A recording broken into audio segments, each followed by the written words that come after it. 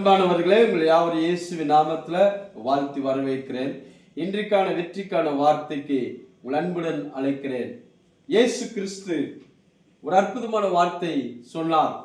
Mark எழுதின சுவிசேஷம் 11ஆம் அதிகாரம் 23ஆம் வசனம் இப்படியாக சொல்லுகிறது: எவனாகிலும் இந்த மலையை பார்த்து நீ பெயர்ந்து சமுத்திரத்துல தள்ளுண்டு போ என்று சொல்லி தான் சொன்னபடி நடக்கும் என்று தன் இருதயத்தில் சந்தேகப்படாமல் விசுவாசித்தால் அவன் சொன்னபடி ஆகும்.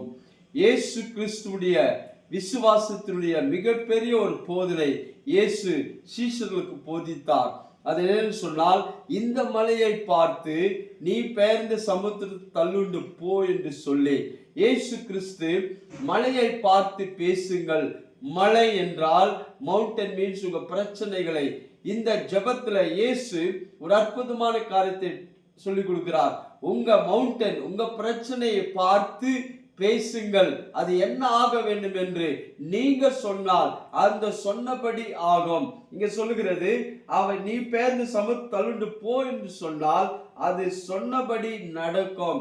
விசுவாசிங்கள். நீங்க என்ன சொல்றீங்களோ அது உங்க வாழ்க்கையில நடக்கும்.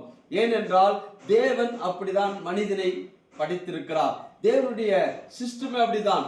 அவன் சொன்னபடி ஆகும். இன்னைக்கு உங்க வாழ்க்கையில இருக்கிற அத்தனை பிரச்சனை எங்க இருந்து வந்ததுன்னா வேற எங்க இருந்து வந்தது கிடையாது. இன்றைக்கு உங்க வாழ்க்கை இருக்கிற அத்தனை பிரச்சனை, அத்தனை தோல்விகள், அத்தனை குறைவுகள் அது வந்தது நீங்க சொன்ன உங்களுடைய வார்த்தையினால்தான். ஏன் என்றால் நீங்க சொல்லுகிற வார்த்தை விதையா இருக்கிறது.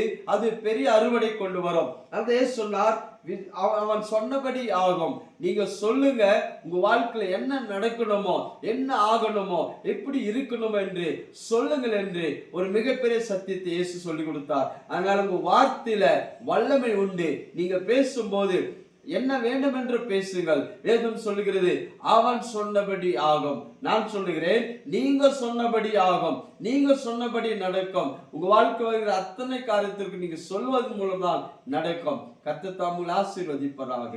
ஆமென்.